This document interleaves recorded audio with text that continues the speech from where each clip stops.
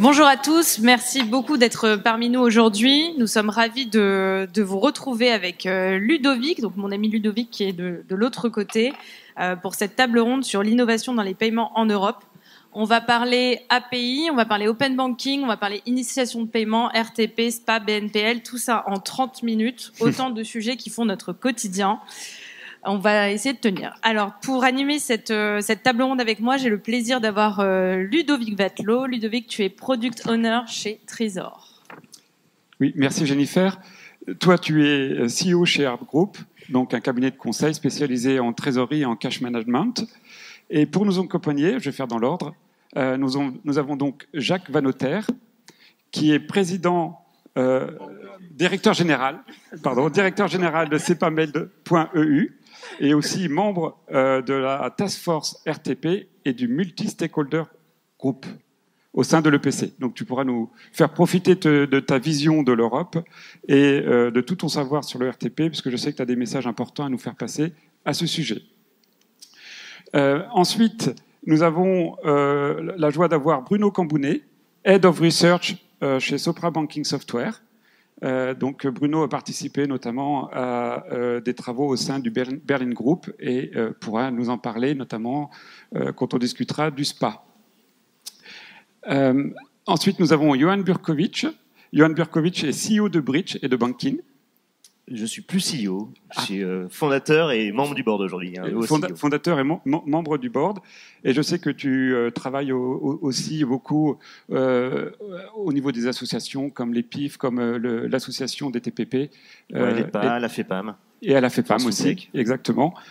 Donc, Johan pourra nous faire donner sa vision justement de la nouvelle DSP, de la nouvelle directive sur les services de paiement. Et le bloc PSR aussi. Et ensuite, nous avons à sa droite Olivier Denis, donc, qui est Principal Advisor Payment Banking chez PPI, qui est un éditeur de software bancaire. Et donc, Olivier pourra nous donner sa vision justement de l'innovation dans le secteur des logiciels bancaires.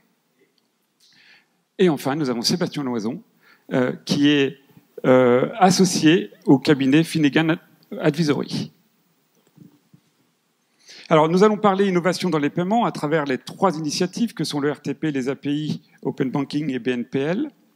Avant ça, je voudrais aussi signaler que France Payment Forum et notre groupe de travail, le GTRED, a fait paraître une note de synthèse que vous avez dans votre sac, dans votre petit sac, et voilà, une petite note de synthèse pour vous expliquer un peu le positionnement de France Payment Forum sur ce nouveau scheme qu'est le SPA. Donc maintenant, je vais laisser la parole à Jennifer pour débuter sur le volet innovation. Super. Donc merci Ludovic. Effectivement, le premier thème qu'on va aborder aujourd'hui au sein de cette table ronde, c'est l'innovation. Donc on l'a vu depuis ce matin, mais on le voit dans notre quotidien. Les innovations, elles sont nombreuses dans les paiements. Elles évoluent constamment, que ce soit de par la réglementation, de par les avancées technologiques, de par les besoins des consommateurs qui changent. On a répertorié plusieurs critères d'innovation qui, pour nous, font le succès d'une innovation. Pour qu'elle soit successful, mais qu'elle soit aussi pérenne. C'est important qu'une innovation, elle s'éternise aussi dans le temps. Donc, le premier critère, c'est l'utilisation de technologies émergentes. On a la sécurité qui doit être renforcée, qui est quand même hyper importante, et on le voit au sein de la DSP2 et dans les paquets de la DSP3. Une expérience utilisateur qui doit être toujours améliorée, avec des expériences paiement qui doivent être fluides, qui doivent être intuitives aussi, pour ne pas laisser une population de côté. Une collaboration, et ça on a tendance à l'oublier, donc une collaboration, une ouverture entre les différents acteurs de notre écosystème. Il ne faut oublier aucune partie prenante pour qu'une innovation fonctionne, que ce soit les fournisseurs de services, le régulateur, le consommateur final, l'entreprise, et une réglementation et des normes qui doivent être adaptées. Donc, on a plusieurs sujets à aborder aujourd'hui. J'aimerais commencer par le SRTP et par toi, Jacques. Tu es l'expert du Request to Pay autour de la table aujourd'hui. Est-ce que, selon toi, le Request to Pay répond bien aux critères d'innovation et prend bien en compte les facteurs qui sont essentiels pour qu'une innovation fonctionne ?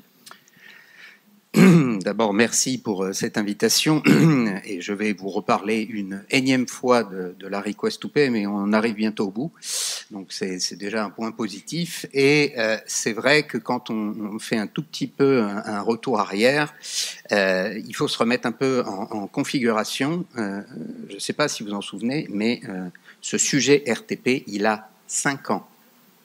Il nous a fallu 5 ans pour se mettre d'accord pour le fonctionnement correct d'un scheme Request to Pay qui fonctionne partout en Europe. Ça donne une petite glance. Pour ceux qui veulent faire des schemes en quelques mois ou quelques jours, ça marche jamais comme ça. Ou alors, ça répond pas exactement aux besoins. Et nous, en fait, au départ, il faut s'en souvenir, on est parti d'une problématique qui était très simple, qui a été développé par le PC au travers, c'est pas parce que tu es là, Rita, que je dis ça, qui était l'Electronic Invoice Presentment and Payment. C'est simple, c'est biblique, mais il faut revenir au fondamental.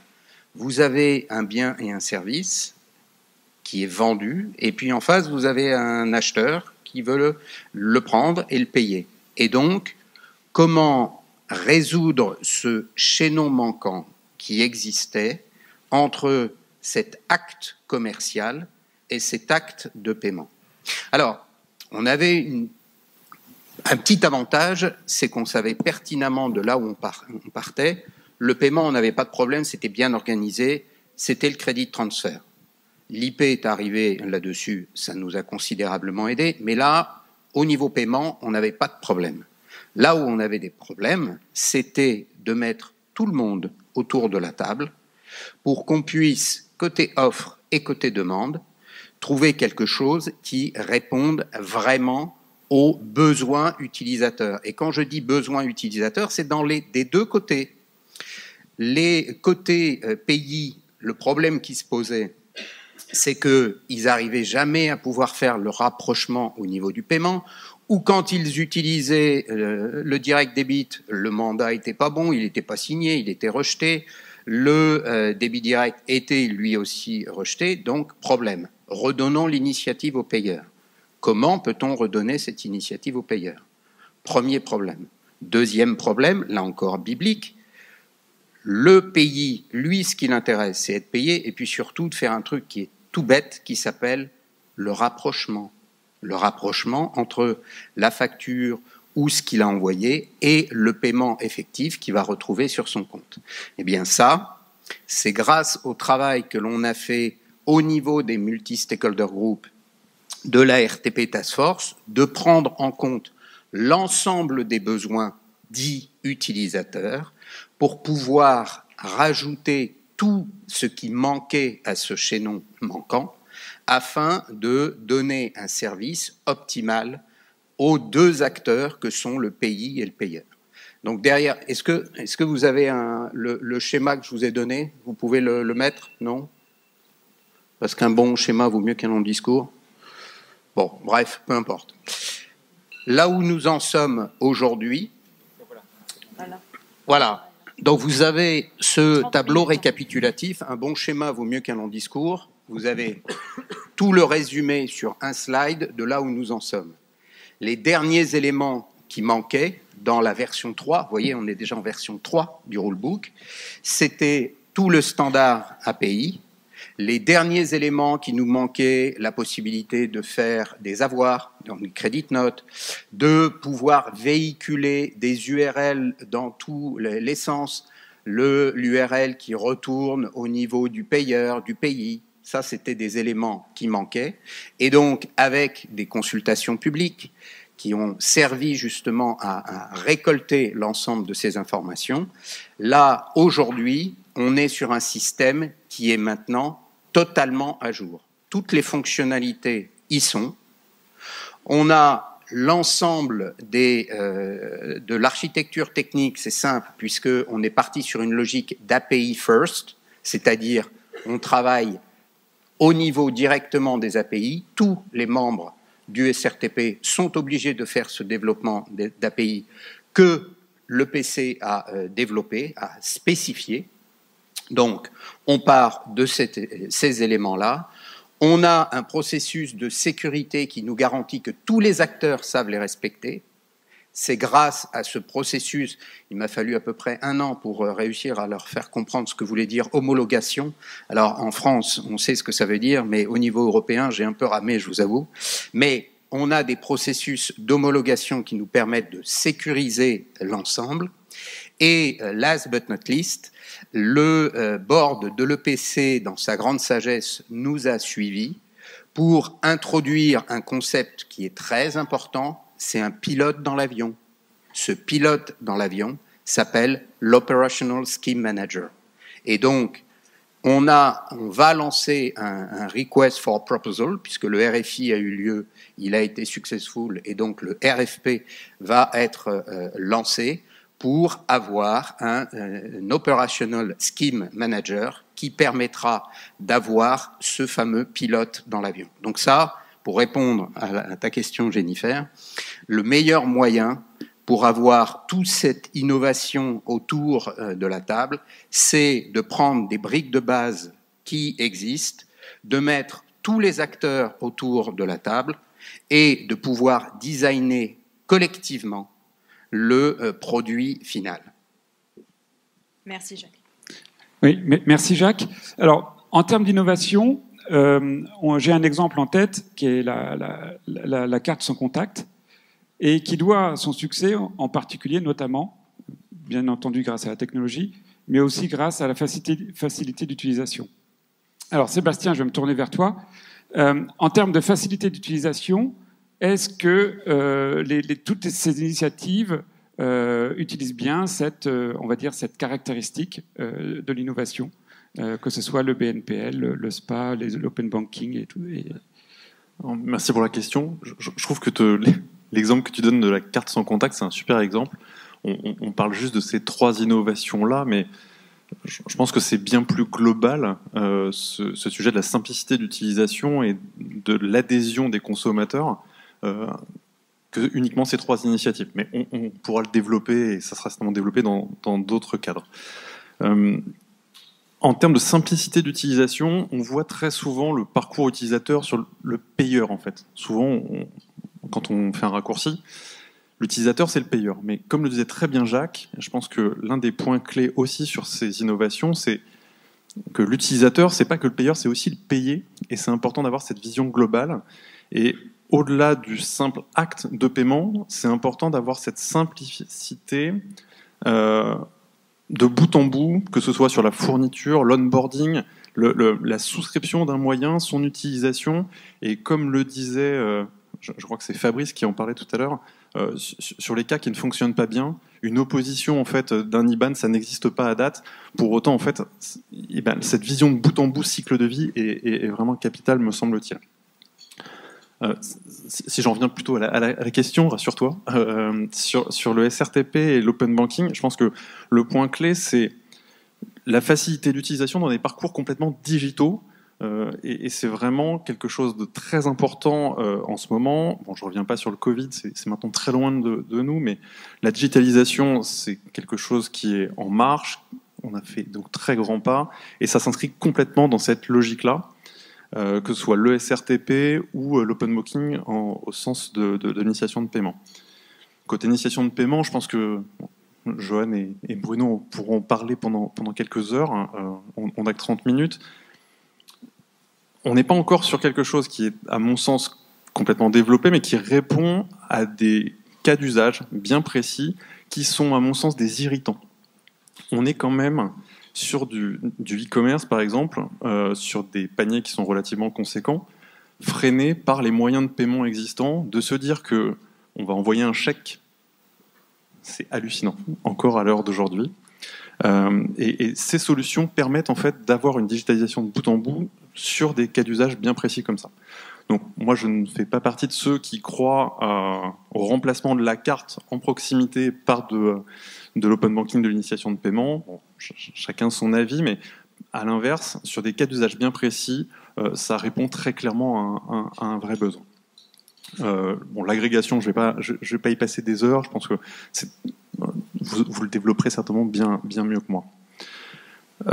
Pour finir sur cette question, le BNPL, moi je trouve que le BNPL est un exemple assez génial d'une innovation, en tout cas son développement au bon moment. Au bon moment selon deux axes. Un premier qui est le contexte économique, la digitalisation, et cette capacité en fait, à apporter à un client une facilité en fait, de paiement au moment où il en a le plus besoin. Donc d'un point de vue économique, mais aussi en fait dans le parcours d'achat, voire même dans le parcours de vente, puisque finalement c'est un instrument, un outil qui permet finalement d'accroître le chiffre d'affaires d'un marchand, non pas comme avant, avec une démarche volontaire et une souscription par le client, une démarche qu'il doit faire lui en amont d'un acte d'achat, mais vraiment complètement intégré dans le processus de vente et le processus d'achat. Donc on est vraiment sur de la simplicité poussée à l'extrême. Après, je ne reviendrai pas sur l'impact de l'augmentation des taux d'intérêt sur le modèle économique de certains acteurs, ou la réglementation qui risque d'évoluer et d'être un petit peu moins laxiste sur ces sujets. Mais en tout cas, je pense qu'en termes de retour d'expérience sur le BNPL, cet aspect au bon endroit, au bon moment, c'est quelque chose sur lequel il faut capitaliser. Voilà. Merci beaucoup, Sébastien. Johan, API, Open Banking, ce sont des concepts qui te parlent, ce sont des concepts qui ont beaucoup fait parler ces dernières années, et pas toujours bien reçus par les banques, ou en tout cas pas toujours bien traités par les banques. Pourquoi selon toi, et comment est-ce qu'on pourrait aller un cran plus loin dans ces innovations ? Pourquoi c'était pas bien reçu, bien traité par les banques ? Je pense que c'est totalement logique. En fait, il faut regarder les intérêts économiques. Est-ce que la banque a intérêt, de manière dans son business model, d'ouvrir ses systèmes à des tiers pour que ces tiers-là puissent innover et répondre à des besoins sur lesquels la banque soit ne veut pas ou n'est pas capable d'innover. Donc évidemment, quand nous on arrive et qu'on est innovateur, on répond à un besoin, et en tant qu'entrepreneur, on veut répondre à ce besoin et bien le faire. En revanche, il y a des acteurs en place qui n'ont pas forcément intérêt. La problématique de l'open banking, c'est qu'on est dépendant des acteurs en place pour fournir ce service-là. Donc c'est bien toute la difficulté de l'open banking, et aussi d'où la réglementation qui est arrivée pour en quelque sorte encadrer cette activité et assurer la sécurité, et en même temps s'assurer que ces innovations puissent vivre.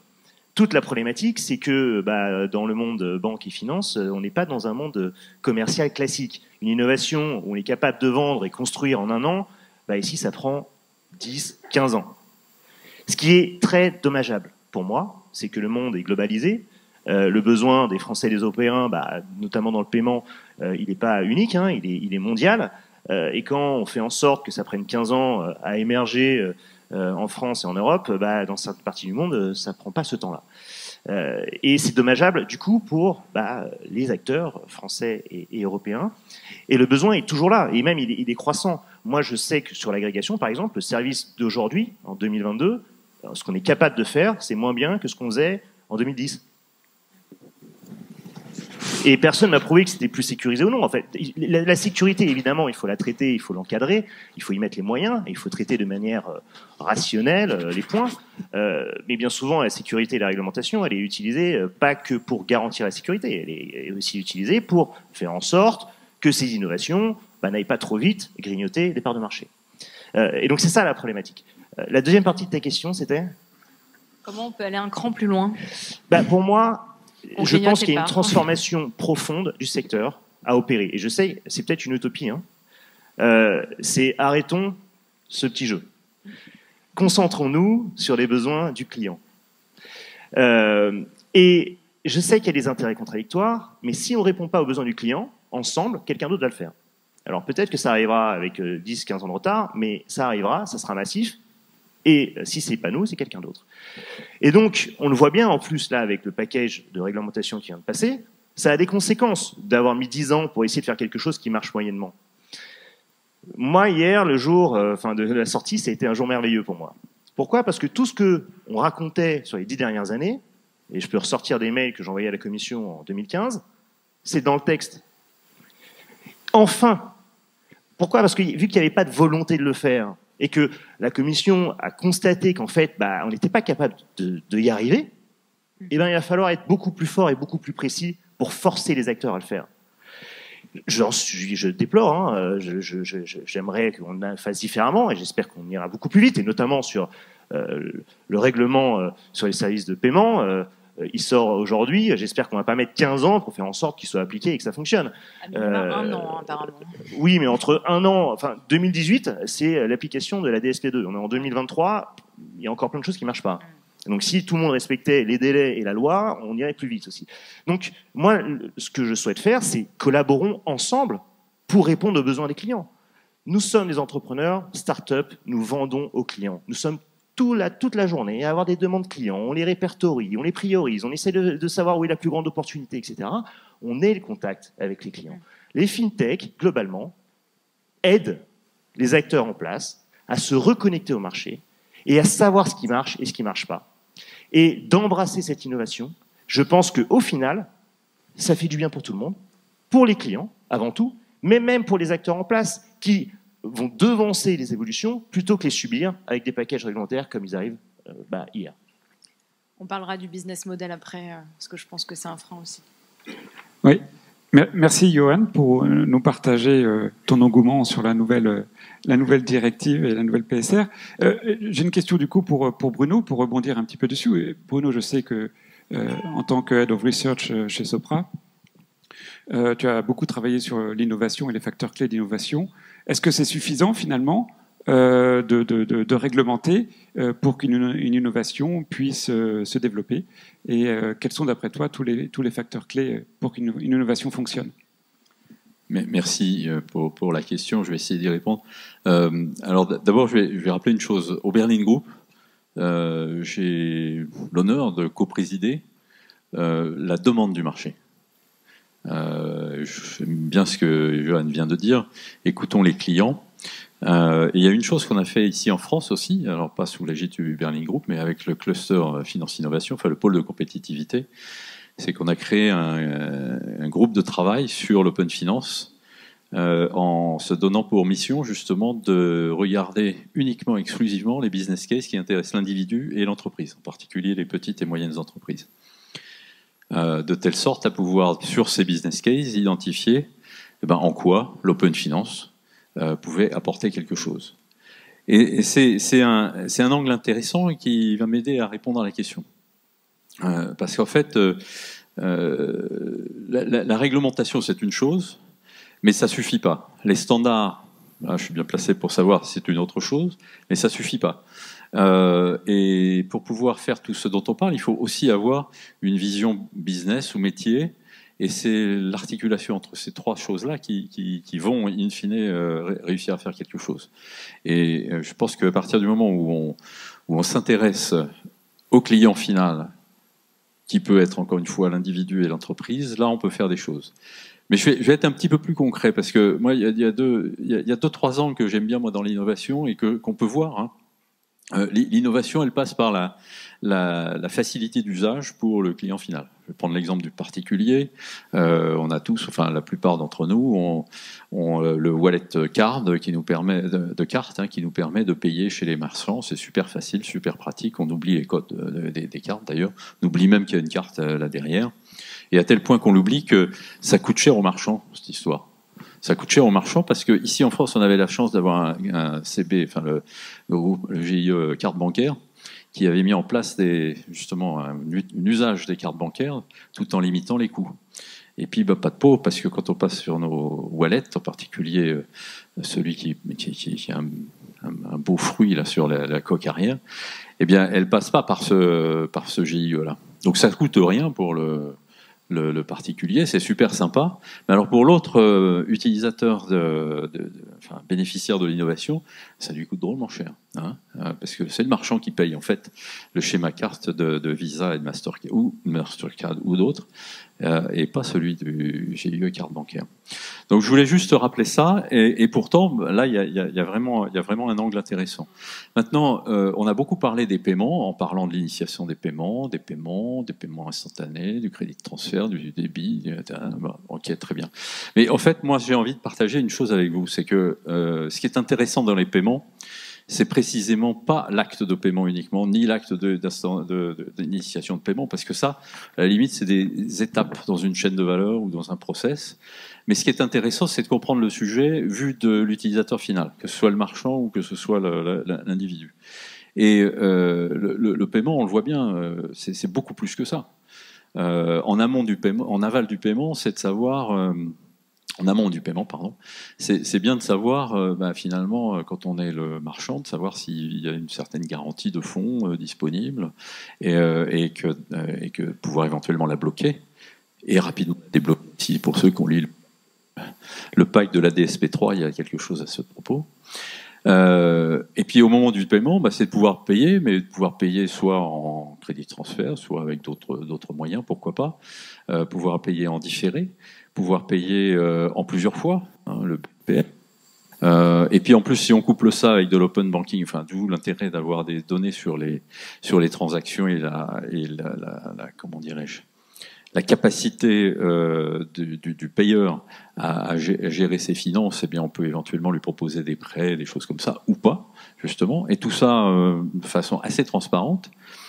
Et puis en aval de tout ça, c'est de pouvoir rembourser de temps en temps pour X ou Y raison, aussi de façon au moins aussi pratique que ce qu'on sait faire avec notre carte bancaire.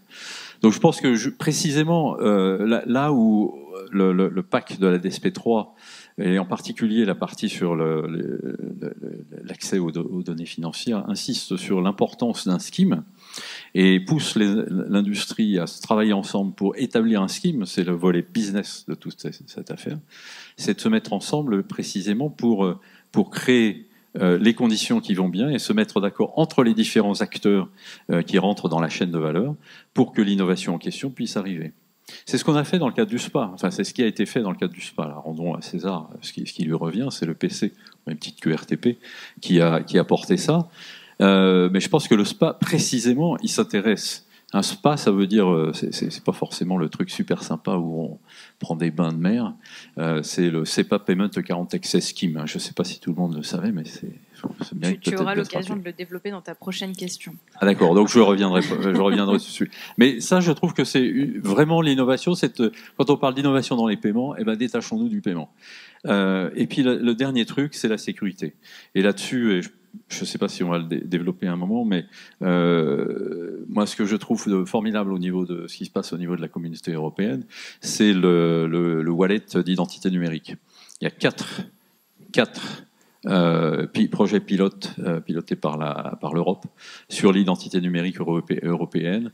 Là, pour le coup, on couple l'open banking, les paiements, tous les schémas de paiement dont on a parlé beaucoup ce matin, plus l'identité numérique européenne. Et là, on a un vrai rouleau compresseur où on devrait pouvoir faire des choses que peu de pays peuvent faire ou de continents peuvent faire sur la planète. Voilà ce que je voulais dire. Merci Bruno. Jacques, concernant les schemes Request to Pay ou SPA, est-ce qu'on peut affirmer que ces initiatives, elles démontrent que le marché peut s'organiser au bénéfice du client final finalement ? Oui, tout à fait, Jennifer, parce qu'on a beaucoup parlé de réglementation depuis ce matin, mais à contrario, quand on regarde que ça soit la partie SRTP en tant que telle, un petit peu moins SPA, puisque SPA, il fallait s'appuyer quand même sur la DSP2 pour développer SPA, moi j'ai fait les deux casquettes à la fois sur SRTP et sur un SPA. Ce qu'il faut bien voir, c'est que on n'a pas besoin du régulateur pour cela. On est reparti de ces besoins entre guillemets, et on a résolu ce que j'appelle le double F. C'est fluidification contre fragmentation. Fragmentation entre les acteurs, oui, vous voyez, le scheme Request to Pay. J'entends des gens qui disent oui, on est exclu de. Non, vous voyez, le scheme Request to Pay, il est ouvert à tous les acteurs. N'importe qui, une entreprise peut faire du Request to Pay. On a résolu la problématique de la fragmentation entre les pays. C'est le but même d'un scheme européen, c'est-à-dire d'avoir les mêmes règles, le même rulebook, les mêmes implementation guidelines qui s'appliquent partout. Fragmentation entre les systèmes. Il est où le CSM pour le Request to Pay ? C'est simple, il n'y en a pas. Et donc, qu'est-ce que l'on a fait? On est reparti de la base, qui est de dire, on va se mettre à l'ordre du jour et on va spécifier des API que tout le monde devra appliquer, quel que soit son positionnement en Europe. Et derrière ça, en toute sécurité, puisque que ça soit pour la partie SRTP ou pour la partie SPA, on a décidé de mettre en place un security framework pour assurer la sécurité partout. Et the last one, the cherry on the cake, c'était la problématique de s'assurer, de savoir qui est en face de soi. Et c'est pour ça, il m'a fallu 2 ans pour y arriver, mais on y a réussi, où on a mis un processus d'enrôlement et d'activation, une fois de plus, avoir l'accord entre les acteurs, qui a été décidé, qui va être APIsé pour faciliter les flux entre les acteurs. Et donc, in fine, tout ce que l'on a fait, alors ça a pris un certain temps, certes, mais maintenant, ça y est, tout est en place pour être utilisé, on l'a fait sans aucune régulation. C'est une pure initiative du marché pour résoudre le premier problème que je vous ai évoqué au début de ma présentation. Eh bien, on a répondu présent avec l'ensemble des acteurs de la demande de l'offre pour faciliter, fluidifier le parcours client qui va du payeur et du pays, sans aucune réglementation.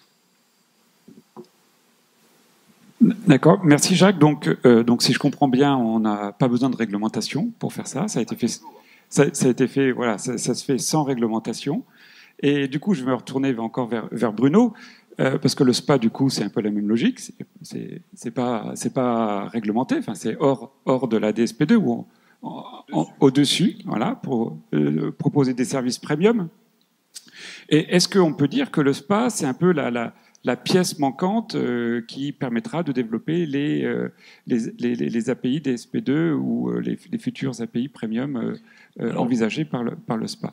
Oui, alors pas pour développer à proprement parler les API, pour les utiliser, oui. Non, ce que fait le scheme SPA, mais ce que fait un scheme d'une manière générale, c'est de mettre d'accord l'ensemble des acteurs sur un mode de fonctionnement, donc sur un business process, on va dire ça comme ça, pour réaliser une chose. En l'occurrence, le SPA, c'est d'aligner l'ensemble des acteurs sur le meilleur usage des schémas de paiement SEPA qui soient instantanés ou qui soient comment dirais-je, standard, le crédit de transfert normal, tout en traitant l'ensemble des cas. Donc l'avantage du SPA, c'est la concrétisation du fait qu'il y a de l'innovation dans le SPA par le fait que on s'intéresse pas uniquement à un des maillons de la chaîne de paiement, qui est le crédit de transfert, qu'il soit instantané ou pas. On va bien au-delà. Et c'est ce qui a été traité dans le SPA. On fait l'amont, on traite la garantie de paiement, on fait le paiement lui-même, qui peut être différé, qui peut être récurrent, qui peut être variable, avec une récurrence variable, avec des montants variables. On traite également du remboursement. Et il y a une autre chose qui est importante dans un scheme, c'est que on s'accorde sur des business models, une rétribution juste de l'ensemble des acteurs autour de la chaîne par rapport à leur apport. Et je pense, moi, ce que j'ai trouvé intéressant dans le pack de la DSP3 là, qui a été publié hier, c'est que précisément, il invite, la Commission européenne invite les acteurs économiques à se réunir pour définir des schémas industriels, des schemes, en citant d'ailleurs le SPA comme un exemple, pour se mettre d'accord sur un mode de fonctionnement. La réglementation, elle est là pour apporter un cadre qui protège le citoyen et les entreprises et qui favorise l'innovation, mais pas au détriment de la fraude. Voilà, c'est tout. Et c'est ce triptyque qui marche bien. Et le SPA est vraiment intéressant. Mais il faut aller là, parce qu'aujourd'hui, si on parle de l'EPI ou d'autres acteurs qui veulent concurrencer les cartes, mais c'est pas la carte qu'il faut concurrencer, c'est la manière dont on embarque un moyen de paiement bancaire, de virement de compte à compte, puisque celui-là, il n'est pas opposable, il peut être rapide, voire instantané, dans un schéma qui va intéresser tout le monde, et l'individu, et l'entreprise, parce que le SPA peut être utilisé derrière le RTP pour justement instruire la partie paiement comment dire, de l'artisan là, qui va présenter sa facture à un moment donné. Et en apportant toute la flexibilité du scheme. Paiement différé, paiement récurrent, paiement variable, une garantie de paiement, débloquer rapidement, blablabla. C'est tout ça. Donc le paiement, faut vraiment arrêter de penser. C'est juste la petite truc là qui permet de virer 10 francs, 1000 euros, ce qu'on veut, d'un compte à un autre. Hein. Est-ce que ça sera suffisant pour que ça soit un succès? Bah, si déjà on faisait le SPA, ce serait super. Hein. Franchement, allons-y. Allons-y déjà là-dessus, hein, allons-y vite. Hein, on évite les 15 années que nous rappelait gentiment Joanne. Hein. Allons-y vite. Bah exactement, je vais rebondir la sur ça. V1.1 d'ailleurs du SPA est sortie hier. C'est pas une coïncidence, hein, j'y crois pas du tout. Johan, tu nous disais qu'entre 2010, 2022, 2023, finalement, sur certains sujets, on avait presque reculé, dégradé l'offre. On a les paquets de la DSP3 qui sont sortis hier. Est-ce que tu penses que ça va accélérer, sachant que tu nous l'as dit, et je te rejoins là-dessus, tant qu'on n'impose pas, on peut mettre 5 ans, 6 ans à mettre en place la nouvelle réglementation. Déjà, qu'est-ce que tu en penses et quel message tu aimerais faire passer pour que on aille plus vite, on aille plus loin et ça, finalement que ça fonctionne pour tous? Moi, je pense que ça va accélérer très fort avec le package qu'il y a eu hier notamment, qui va beaucoup aider parce qu'en fait, on va pouvoir s'appuyer là-dessus pour travailler sur des points et des points de détail. Ça va assez dans le détail sur certaines fonctionnalités, sur les obstacles, sur l'expérience utilisateur, sur qui doit faire l'authentification forte dans quel cas, avec toute l'expérience qu'on a eue et que la Commission a eue sur l'implémentation de la DSP2. Il faut savoir que la DSP2 a ouvert l'esprit de beaucoup d'acteurs sur le marché qui attendent qu'une seule chose, c'est enfin de pouvoir servir le client grâce à ces innovations. Je pense aux éditeurs de logiciels comptables, gestion de trésorerie, aux acteurs du crédit, aux acteurs de la banque, toutes les fintechs qui innovent, avec aussi la facture électronique qui va arriver. C'est toutes ces attentes et ces innovations, ça va être un Big Bang pour les Français, l'Europe, la compétition mondiale, la compétitivité de nos entreprises. Une entreprise qui arrive bien mieux à gérer ses finances, qui est payée plus vite, qui va être payée plus vite, qui paye plus vite, qui a une meilleure gestion de trésorerie, elle est plus performante. Donc en fait, l'impact qu'on a, il est directement développé par les acteurs économiques qui innovent au-dessus de nous. En fait, il y a la banque, il y a ce qu'on rajoute avec l'open banking et l'ensemble des acteurs qui utilisent l'open banking. Toute la journée, moi j'ai des personnes qui m'appellent. Est-ce que tu peux faire ça? Est-ce que tu peux faire ci? Est-ce que tu peux faire ça? Moi, cette liste, je la connais depuis des années et des années. Oui, mais nous, on est dépendants des banques et dans l'API, il n'y a pas ce truc-là. Ou alors, c'est la banque A là, mais pas la banque B. Ah oui, mais bon, moi, je peux pas dire à mon client, il faut que tu ailles dans la banque B parce que la banque A, ça marche pas. Enfin, Et donc là, enfin, on a un texte qui est précis et qui met les choses très claires. Donc, moi, ce que j'invite, c'est maintenant, mettons-nous au travail, quoi. Et ça va aller, je pense, très vite parce que, notamment, tout le monde en a un peu marre. et la commission la première, si c'est pas les clients. Et du coup, au risque de me répéter, il y a la FEPAM, qui est une association qui représente les acteurs du paiement et les acteurs de monnaie électronique, qui seront fusionnés d'ailleurs dans l'ASP3, et qui a la porte ouverte et qui travaille avec tous les acteurs pour faire en sorte que ça fonctionne. Super, merci. Je sais qu'on est très contraint par le temps, on va peut-être faire parler Olivier. Olivier, on va résumer tes deux questions en une question. Pas par obligation. Hein. Non, mais moi, je voudrais bien rester, mais j'ai des signes qui me disent vite. Alors, c'est nous qui payons les pots cassés des retards des autres. Comment on innove côté éditeur?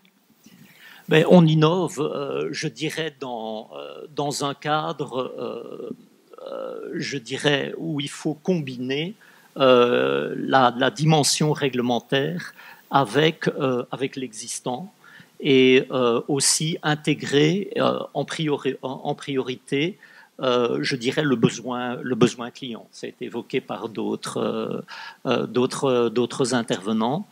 Et chez PPI, c'est ce sur quoi on met effectivement l'accent dans nos développements d'innovation. D'une part, effectivement, on est acteur dans tous les organismes de régulation et de normalisation. On est participant du Berlin Group, on est actif dans les working groups de l'EPC, donc on est à l'avant-garde de l'évolution des cadres réglementaires, des schémas, et on en prévoit effectivement l'implémentation, on anticipe même, on était effectivement un des premiers acteurs du marché à avoir implémenté le SRTP sur notre Payment Hub en 2017, donc à une époque où effectivement il y avait beaucoup de promesses dans ce marché. Mais au-delà, effectivement, on confronte effectivement ces développements technologiques à nos besoins clients, les banques et les prestataires de services. Et donc, dans ce cadre-là, on tâche de mettre à disposition notre technologie dans le cadre de proof of concept, dans le cadre de sandbox, pour permettre donc aux banques et à notre clientèle donc de mettre en œuvre rapidement et d'évaluer l'impact que les technologies peuvent avoir sur leurs canaux et leurs services clients.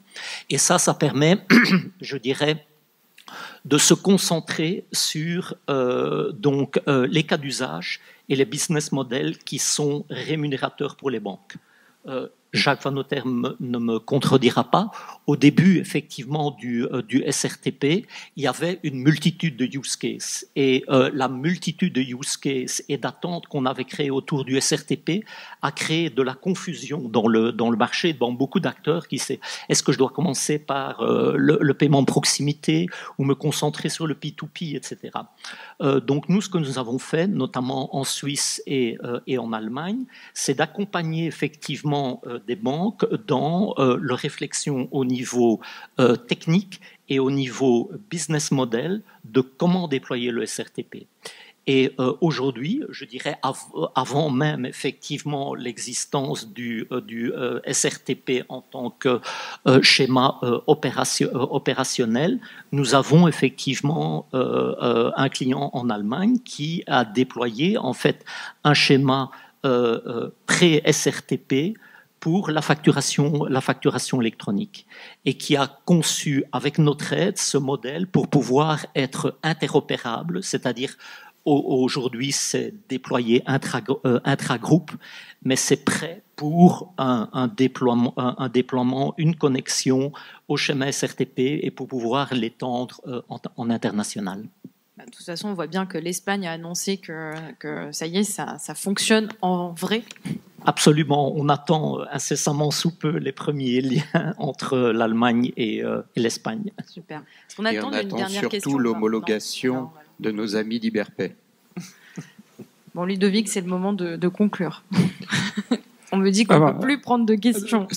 Juste un petit mot de conclusion, juste pour clôturer la table ronde. Moi, si je retiens une chose, c'est l'utilisateur first et la simplicité d'utilisation, et en essayant d'avoir un business model existant et que la réglementation n'est pas forcément un frein, même si on applaudit quand même la nouvelle DSP3 et le nouveau PSR qui a bien pris en compte la prise en compte des besoins du marché. Voilà. Oui. Ah ça je peux. Okay. C'est le moment promo, voilà, écoutez tous. 2 mots. Donc j'anime le GT Perspective, Innovation et FinTech au sein de France Payment Forum. C'est un GT dans lequel on va prendre des sujets d'innovation, on va travailler ensemble, on va écrire des position papers, on va échanger, on va essayer de faire avancer la réglementation, faire avancer travailler sur les cas d'usage, travailler sur des business models, aider tous les acteurs de l'écosystème. Et au sein du GT Perspective Innovation, on a besoin de vous. Parce qu'en fait, finalement, sans vous, on ne peut pas vraiment travailler à faire avancer l'écosystème. Donc, rejoignez-nous, envoyez, soit vous m'envoyez un mail directement, soit vous passez par Hervé ou par le GTCom. On sera ravis de vous accueillir et on définira ensemble les sujets qu'on traitera à partir de septembre. Ça nous permettra de travailler sur des sujets qui font votre quotidien. Donc voilà, on veut vraiment travailler sur votre quotidien pour améliorer les choses. Merci.